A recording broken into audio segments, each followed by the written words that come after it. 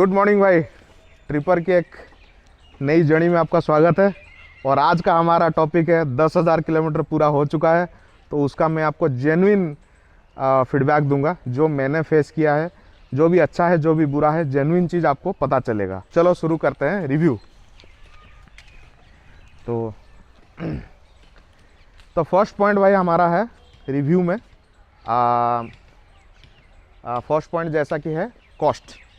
आपने अगर मेरा फर्स्ट वाला रिव्यू वीडियो देखा होगा कि जो फर्स्ट रिव्यू वीडियो मैंने आपको दिया था, पहले तो मैं सबको बहुत बहुत धन्यवाद देता हूँ। उसमें आपने बहुत ज़्यादा प्यार दिखाया, लाख के ऊपर चला गया भाई व्यू, उसके लिए बहुत ज़्यादा धन्यवाद आप लोगों को। और फर्स्ट रिव्यू वीडियो में भी मैंने जब भी बाइक की रिव्यू दी थी, फर्स्ट पॉइंट मैंने उठाया था कॉस्ट, और आज भी मैं उठाऊँगा कॉस्ट। बाइक भाई खर्चा कितना देता है, ठीक है, और किसे लेना चाहिए किसे नहीं लेना चाहिए। पहले तो आप लोग जब शोरूम में जाते हो तो आपको बैंक एग्जीक्यूटिव बिठा के एकदम अपना पर्ची दिखा देता है कि इतना डाउन पेमेंट करोगे, इतनी आपकी ईएमआई आएगा, इतना आएगा। तो भाई भी अपना हिसाब लगा लेता है कि भाई इतना अपना खर्चा है, घर को इतना देना है और इतना अपना ईएमआई भरूंगा। नहीं भाई, ईएमआई के बाद भी खर्चा है ये बाइक, और भयंकर खर्चा है। तो पहले सुन लो अच्छे से, क्योंकि बाद में ये ना बोलो कि भाई ने हमें चढ़ा दी यूट्यूब में बाइक दिखा के और हमने खरीद ली और भाई पैसा उसके बाद हमें ही भरना पड़ रहा है। अच्छा ठीक है, तो पहले आते हैं भाई कॉस्ट। एक सच्चाई बता रहा हूँ मैं इसको, बाइक ये है भाई खर्चीला बाइक है, ठीक है, रॉयल एनफील्ड का। और ये जो कॉस्ट है ना, अगर आप शॉटगन खरीदना चाहते हो या आप सुपर मीटियोर लेना चाहते हो 650cc सुपर मीटियोर, दोनों के लिए ये लागू होता है कॉस्ट, बिकॉज ऑलमोस्ट कॉस्ट दोनों का सेम है। आपको खर्चा जो आएगा वो सेम आएगा। तो लगभग अब मैं आपको एक फर्स्ट सर्विसिंग का कॉस्ट आपको बता देता हूँ। फर्स्ट सर्विसिंग में मेरे को कॉस्ट आया लगभग 4 से 4,500 हज़ार का कॉस्ट आया। एंड सेकंड सर्विसिंग में मेरे को अभी आपने फर्स्ट सर्विसिंग नहीं बोल रहा हूँ, सेकंड सर्विसिंग का बोल रहा हूँ, 4-4,500 हज़ार का आया खर्चा। और सेकंड सर्विसिंग का वीडियो मैं डाल नहीं पाया था। तो थर्ड सर्विसिंग का वीडियो जो आप जिसने नहीं देखा है, मैं लिंक नीचे डाल दूंगा, आप देख सकते हो। थर्ड सर्विसिंग में मेरे को कॉस्ट आया लगभग 7,000 का, ठीक है। तो खर्चीला बाइक भाई है ये ज़बरदस्त। और एक एग्जाम्पल मैं देता हूँ खर्च कहाँ है। जैसे कि आप सपोज 350cc का कोई रॉयल एनफील्ड का खरीदे, आपको पीछे की जो सपोज मान के चलो आपने ब्रेक पैड आपने डलवाया, पीछे की डिस्क ब्रेक की ब्रेक पैड आपने डलवाया, उसकी कॉस्ट आता है 400 से 450, 500 के बीच में, आगे मार्केट में मिल जाएगा। सोचो इसका क्या प्राइस है। इसका भाई पीछे की कॉस्ट है 2200 से 2700, लगभग 3,000 पकड़ो। तो ये इस लेवल की मतलब डिफरेंस आ जाता है। और सेम फॉर सुपर मीटियोर भी, सुपर मीटियोर का भी सेम कॉस्ट आएगा आपको, कि आप छोटी छोटी चीज़ सामान जो होती है ना, इनकी काफ़ी ज़्यादा महंगी सामान है। और ये रॉयल एनफील्ड की मतलब इशू नहीं है, बिकॉज द बाइक इतनी हैवी बाइक है, उसको कंट्रोल करने के लिए, उसको मतलब जो है वो हैंडल करने के लिए आपको उसमें महंगी सामान, हैवी सामान डलवानी पड़ती है। तो ये चीज़ें कॉस्ट आप देख सकते हो। तो मतलब यानी कि आप ये समझ लो, मैं अब पॉइंट में आ जाते हैं किसे खरीदना चाहिए किसे नहीं खरीदना चाहिए। भाई जो भी बाइक पहले भाई ये सोच रहे हैं कि मैं ईएमआई में ही जाके लोन करके लूँ, उससे नहीं खरीदना चाहिए, बिग नो। क्योंकि ईएमआई के बाद आपको और खाएगा ये पैसा, फिर आपकी पर्स होल्ड कर देगा, उसके लिए नो है। दूसरी बात, किसी भाई के पास 4.5 लाख 5 लाख का कैश पड़ा है, वो सीधा चाहता है कि मैं शोरूम में जाके कैश उठा के ले लूँ। उसकी बाद मैं उसको ये बोलूँगा कि चलो बाइक तो तुमने ले ली, मंथली आपकी फ्लो अच्छी है कि नहीं, फ्लो मतलब इसकी फ्लो अच्छी है कि नहीं। तो इसकी फ्लो अगर आपके पास अच्छी नहीं है तो मत लो, और अगर अच्छी है उसमें आपको देखना है कि पहले फैमिली को सपोर्ट देनी है, पहले परिवार को सपोर्ट देनी है, अपना खर्चा निकालना है। उसके बाद अगर पैसा आपका ठीक ठाक बच जाता है तब जाके ये बाइक को लेनी है। तो यानी कि अगर आप कैश में लो प्लस फ्लो आपकी अच्छी है, मंथली फ्लो आपकी अच्छी है, तभी ये बाइक को लेना है, वरना नहीं लेना है भाई। बाइक चाहे शॉटगन या चाहे सुपर मीटियोर, कोई भी आपको नहीं लेनी है। और अगर लेनी है जिसकी फ्लो अच्छी है तभी इसको लेनी है, वरना आप इसके खर्चे आप ये बाइक को लेके इसलिए तो नहीं लोगे कि मुझे जाके भिंडी और तुरई लेनी है कि नहीं। आप ये बाइक ले रहे हो तो भाई लंबी दूरी के लिए ले रहे हो, तो यानी कि लंबी दूरी में जाओगे तो तेल का खर्चा आएगा, उसके बाद आपको दुनिया भर के मेंटेनेंस का खर्चा आएगा। तो यानी कि फ्लो अगर अच्छी है तो लो, फ्लो अच्छी नहीं है तो मत लो, ठीक है भाई। ये हो गया फर्स्ट पॉइंट, कॉस्ट। भाई अब 10,000 किलोमीटर तो चल चुकी है, तो दूसरी बात में अब मैं पॉइंट उठाऊंगा चेन के बारे में, ठीक है। हमारे बहुत सारे भाई मेरे को पूछते रहते हैं कि सुपर मीटियोर में चेन की बड़ी प्रॉब्लम आ रही है आजकल, चेन स्पॉकेट उसकी खा जा रही है और चेन की दिक्कत आ रही है। क्या आपको शॉटगन में भी सेम प्रॉब्लम है, चेन की प्रॉब्लम? अच्छा, मैं इस चीज़ पे आपको क्लियर कर देता हूँ इस पे सुपर मीटियोर के मुकाबले एक पॉजिटिव है, एक नेगेटिव है। आप थोड़ा इधर फोकस करो, मैं दिखाता हूँ आपको नीचे। देखो इसकी आप चेन की पॉकेट जो है ना वो यहाँ लगी है, ठीक है। ये वाली पार्ट जो ये नट बोल्ट लगी है, ये है चेन की पॉकेट लगी है। दूसरी आपको ये चेन हो गई आपकी। तो इसका एक्सपीरियंस मेरे को ये रहा कि चेन की पॉकेट मेरा ख़राब नहीं हुआ है अभी तक। 10,000 किलोमीटर हो गया, लेकिन चेन की पॉकेट मेरा ज़बरदस्त है। मैं अभी 3rd सर्विसिंग के टाइम दिखाया था, कोई दिक्कत नहीं है। उन्होंने बोला कि आराम से सर आप 4th सर्विस भी आप निकाल दो, इसको कोई दिक्कत ही नहीं आएगा आपको। लेकिन चेन जो है वो हर 1 से 1,500 किलोमीटर में ढीली पड़ जाती है भाई। इसको बार बार लेकर टाइट करवाना पड़ता है। दूसरी चीज़, रॉयल एनफील्ड का यार ये 500 किलोमीटर, हर 500 किलोमीटर में लूबिंग करो, हर 500 किलोमीटर में चेन लूबिंग करो, ये एक बड़ा दिक्कत है, ये बड़ा नेगेटिव पॉइंट है। आप 500 किलोमीटर छोड़ दो, हालांकि मैं 500 किलोमीटर नहीं बोलूँगा, 700-800 किलोमीटर हो जाए ना, वो चेन से गंदी आवाज़ निकलने चालू हो जाता है, सिर्र करके गंदी आवाज़ आएगा फिर उसका। फिर तुम्हें लूबिंग थोड़ा कर दोगे तो फिर ठीक हो जाता है। मतलब ये एक दिक्कत है यार। तुम मतलब हज़ार किलोमीटर हम लोग निकलते हैं मतलब ट्रिप में, हर 600-700 किलोमीटर में बैठ के शू कर रहा हूँ, बैठ के वहाँ पे लूबिंग कर रहा हूँ, काम धंधा नहीं है। और लोग तो भाई जो सुपर मीटर खरीदते हैं वो ये कहते हैं कि हर 1000 किलोमीटर में हम लोग शोरूम जाना पड़ रहा है वो चेन की दिक्कत के लिए। हालांकि चेन टाइट वाइट वो कहीं भी कोई भी रॉयल एनफील्ड शोरूम वाला कर देगा, 50 रुपया लगा कर देगा। बट स्टिल जो केयर करते हैं थोड़ा अपने बाइक को, वो बाहर कहीं कुछ करवाते नहीं, वो शोरूम में ही जाते हैं, वो है कि नहीं। तो चेन पॉकेट की जो दिक्कत है जो आपकी सुपर मीटियोर का, वो शॉटगन में नहीं है। बट चेन ढीली पड़ जाना हर 1000-1500 किलोमीटर में, और लूबिंग करते रहना, क्योंकि लूबिंग नहीं करोगे ना वो गंदी वाली आवाज़ आती है, आपको खुद को चलाना अच्छा नहीं लगेगा। तो बेटर है कि थोड़ा ये चेन के ऊपर रॉयल एनफील्ड को काम करना चाहिए। ये दिक्कत मैंने फेस किया है चेन पे, ठीक है। चेन पॉकेट ख़राब नहीं होता, अभी तक नहीं हुआ है, 10,000 किलोमीटर पूरा हो गया, कोई दिक्कत नहीं है इस पॉकेट में। लेकिन जो चेन है वो ढीली पड़ती है, और 700-800 किलोमीटर तक मतलब आप लूबिंग कर रहे हो, वो फिर सुर का आवाज़ नहीं आ रहा है, नहीं लूबिंग कर रहे हो, और बड़ा गंदा लगता है फिर चलाने में। तो ये पॉइंट मैं उठाना चाहूँगा रॉयल एनफील्ड के साथ।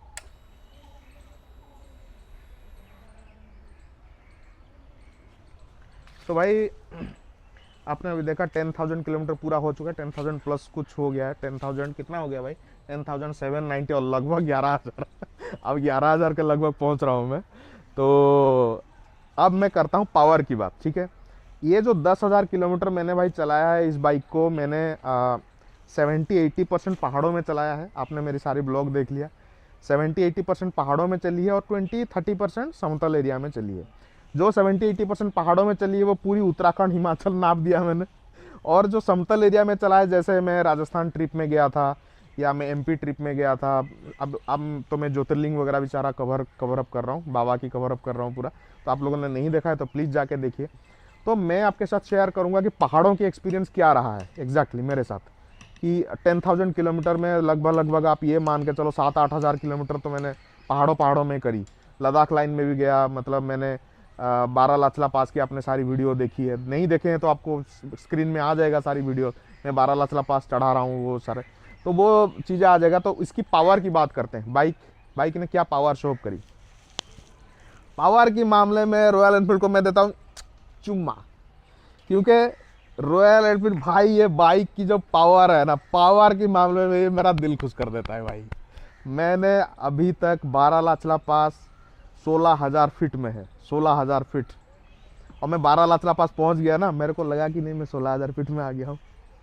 It not because of me. अपने को चढ़ने के लिए बोलोगे तो साला 4 मंजिल भी चढ़ के थक जाएगा, ये इसकी ताकत है, ये 16,000 फीट लेके चलता है। और लिटरली मैं बता रहा हूँ, मैं 16,000 फीट पहुँचा, मैंने 2nd और 3rd गियर डाला ही नहीं। 2nd और 3rd गियर इसका होता है पावर गियर, है ना। आप 2nd और 3rd गियर में जब रहता है तो खींच के बाइक जब चढ़ाता है, बट मैं 4थी और 5वीं गियर में ही 16,000 फीट चढ़ाया है।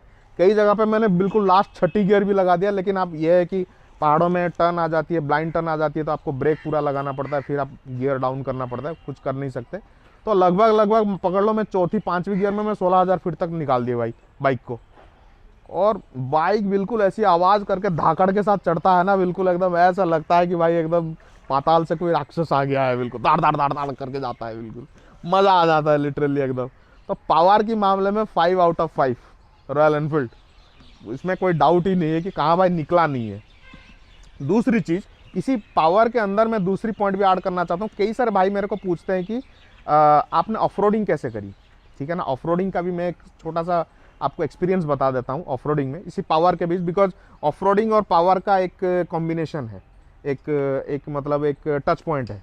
तो ऐसा नहीं कि ये बाइक प्रॉपर बनी ही नहीं है कि हम प्रॉपरली जाके उसको ऑफ रोड करें, जैसे हिमालयन में आप खड़े होकर जाके एकदम ऑफ रोड कर देते हो। ये रोडस्टर बाइक है, बट आप जब रास्ते में जाते हो, रफ पैचेस आते हैं, तो स्लोली आप इसको निकाल सकते हो, मतलब स्लोली आप इसको निकालोगे, आराम आराम से निकल जाएगा। सुपर मीटियोर में जो टेंशन होती है ना, कहीं भाई लग ना जाए, बिकॉज सुपर मीटियोर और नीचे है उसका ग्राउंड क्लियरेंस, इसका ग्राउंड क्लियरेंस ऊपर है थोड़ा, तो रफ पैचेस में आप अगर स्लोली निकालोगे तो निकल जाएगा, कोई दिक्कत नहीं होगी। आज अभी तक कोई दिक्कत नहीं आई मेरे को, 10,000 किलोमीटर कंप्लीट हो गया, लेकिन कोई दिक्कत नहीं है मेरे को रफ पैचेस में भी। मैंने कई सारे रफ पैचेस निकाले हैं, वो भी स्क्रीन में आपको आ जाएगा। गिर गया है बाइक में, 2 बार गिरा भी है रफ पैचेस में, वो वीडियो भी आपको दिख जाएगी। तो रफ पैचेस में ऐसा कुछ दिक्कत नहीं आया कि बाइक निकला नहीं वहाँ पे। हाँ, एकदम बोल्डर ऐसा निकला है ऊपर की तरफ, वहाँ तो नहीं निकलेगा, ठीक है। तो बट ठीक मैनेजेबल है, रफ पैचेस में भी मैनेजेबल है। बट अगर आपको प्योरली रफ ही करना है एकदम, मतलब जो है आपको खड़े होकर वो सब करना है, उसके लिए डिफरेंट बाइक्स हैं। हिमालयन है, एक्सपल्स है, और आजकल को और भी आपके पास पैसा है तो भाई पैन अमेरिका दुनिया भर के आ गए हैं, BMW के आ गए हैं, GS वगैरह आ गए हैं, तो वो सब आप कर सकते हो, वो आप प्योर एडवेंचर बाइक है। बट ये है रोडस्टर बाइक भाई, ठीक है, क्योंकि रोडस्टर बाइक रफ पैचेस में आराम से चलता है, लेकिन ये याद रखना, ये जैसा ही हाईवे में पहुंचता है ना, ये हो जाता है एरोप्लेन में। उसके बाद तुम्हें सिर्फ बैठना है बस, उसके बाद ये सुनता नहीं है, ठीक है। तो ये हो गया हमारा तीसरा पॉइंट। सो भाई अब जो पॉइंट हम उठाएंगे, शायद ये चौथी पॉइंट है हमारा।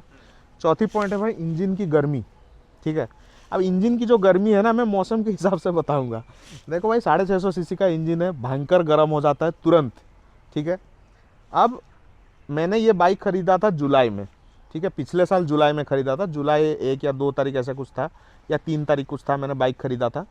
और मैंने जब स्टार्टिंग में जब इसको चलाया ना, मतलब जुलाई, अगस्त, सितंबर, अक्टूबर, ये 4 महीना भाई मेरे लिए लिटरली पेनफुल था भाई। क्योंकि पेनफुल इसलिए सिर्फ नहीं था कि इंजन गर्म हो रहा है, एक तो हैवी था, बाइक काफ़ी ज़्यादा हैवी था, वेट भी था उस चीज़ का, तो थोड़ा मेरे को ना हाथ में दर्द भी हो रहा था, गर्माहट काफ़ी ज़्यादा आ रहा था, पैरों भी काफ़ी ज़्यादा गर्म हो रहा था, शूज़ भी काफ़ी ज़्यादा गर्म हो रहे थे।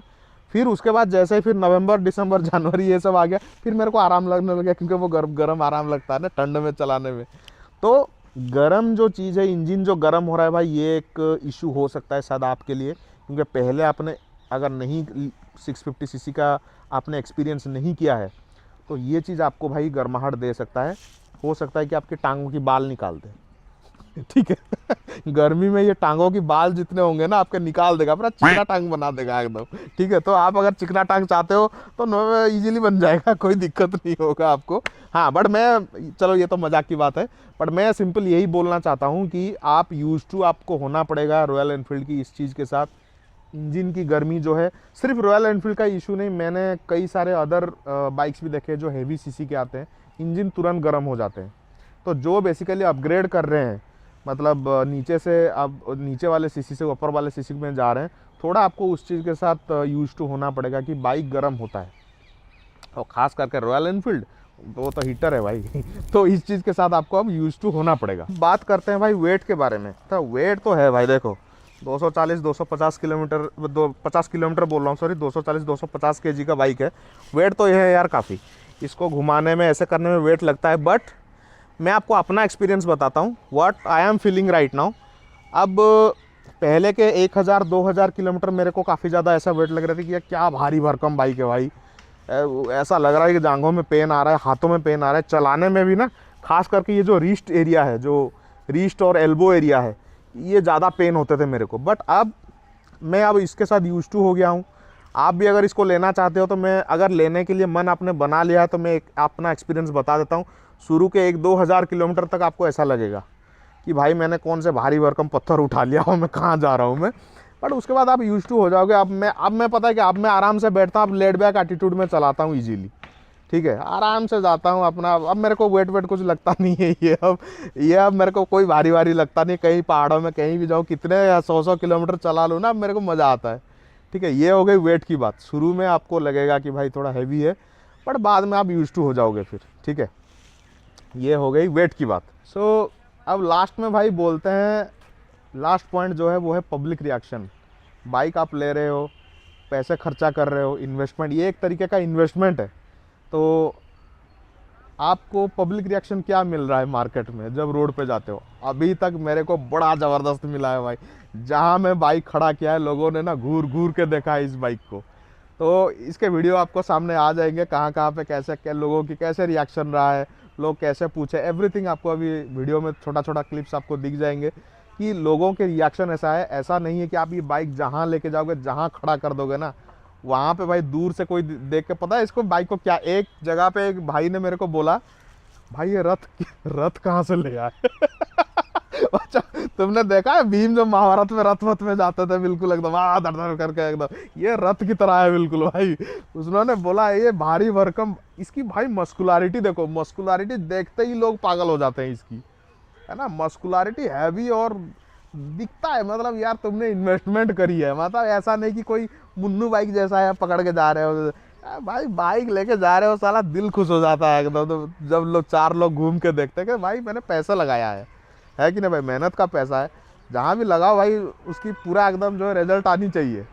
तो बाइक की मस्कुलारिटी और इस चीज़ को देखते हुए पब्लिक रिएक्शन आज तक बहुत अच्छा रहा है। जहाँ जहाँ गया हूँ लोग घूम के देखेंगे, आईबॉल्स आपकी तरफ ज़रूर घूमेंगे भाई। उस मोमेंट में आपको लगेगा कि साला खर्चा होना है तो होने दे, पैसा लग रहा है तो लगने दे, चाहे माइलेज खा जाए मेरा पेट्रोल, कुछ भी हो जाए, लेकिन साला मैंने लिया सामान ज़बरदस्त, है कि नहीं। तो ये रहा पब्लिक रिएक्शन। पब्लिक रिएक्शन आज तक बहुत बढ़िया रहा है। जहाँ जहाँ गया हूँ वहाँ पे मुझे पॉजिटिव फीडबैक ही मिला है। किसी ने भी आज तक ये नहीं कहा है कि ये बाइक अच्छा नहीं लगता, किसी ने आज तक नहीं कहा कि ये बाइक अच्छा नहीं लगता। बाकी ये बाइक एक कस्टम बाइक है, आपको सबको पता है कस्टम बाइक है। इसके साथ आप जो डालोगे, जो कस्टमाइज़ करोगे वो फिट हो जाएगा। आपने मेरे बाइक, मैंने आपको लाइट्स से दिखाया था, मैंने लाइट्स भाई थार की लाइट्स लगाए हैं सामने। मेरा जो हेडलाइट है ना, ये थार का हेडलाइट है भाई, क्योंकि इसका जो डायमीटर है, ये जो डायमीटर है ना भाई बाइक का, ये बाइक का डायमीटर थार के साथ सेम है। थार के भी यही डायमीटर है। ये थार की लाइटें लगा दी मैंने, अब साइलेंसर वगैरह लगा दिया है। तो मतलब आप पहले से आपको पता है, आपने सारे ब्लॉग्स वगैरह में देख लिया है ऑलरेडी, तो ज़्यादा कुछ अब मैं डिस्कस उस पर नहीं करूँगा। तो हाँ, 10,000 किलोमीटर की मेरी फीडबैक यही रहा है कि भाई आईबॉल्स आपकी तरफ ज़रूर घूमेंगे, लोग आपको ज़रूर दिखेंगे और ज़रूर पूछेंगे कि भाई ये बाइक कितने का आता है, कहाँ से लिया आपने, आज तक का एक्सपीरियंस कर। लोग पूछते हैं इस चीज़ को, तो जब पूछते हैं थोड़ा अच्छा लगता है यार, दिल को अच्छा लगता है, पैसे डाले हैं हमने, है कि नहीं। तो ये रहा भाई लास्ट पब्लिक रिएक्शन। तो बताना भाई आपको ये 10,000 किलोमीटर में क्या अच्छा लगा, क्या अच्छा नहीं लगा। और मेरा, अगर आपको कुछ और जानना है स्पेसिफिकली, आप कमेंट सेक्शन में आप पूछ सकते हो। अगर मुझे पता होगा तो इमीडिएटली मैं बता दूंगा, नहीं तो हम कहीं से कुछ पता करके, आउट ऑफ आफ्टर मार्केट पता करके भी मैं बताऊंगा। मेरा हमेशा कोशिश रहता है कि जो भी मेरे भाई हैं, मैं कोई बड़ा यूट्यूबर नहीं भाई, मैं छोटा यूट्यूबर हूँ, और कोशिश करता हूँ कि मैं अपने भाइयों को जेन्युइन इन्फॉर्मेशन पहुँचाऊँ। मार्केट में जो भी जेन्युइन इन्फॉर्मेशन है उसको पहुँचाऊँ। अगर आपको अच्छा लगा तो एक लाइक, थम्स अप और सब्सक्राइब करना भाई मत भूलना। थैंक यू भाई। और ट्रिप करते रहिए, मज़े लेते रहिए और ज़िंदगी जीते रहिए। जय हिंद।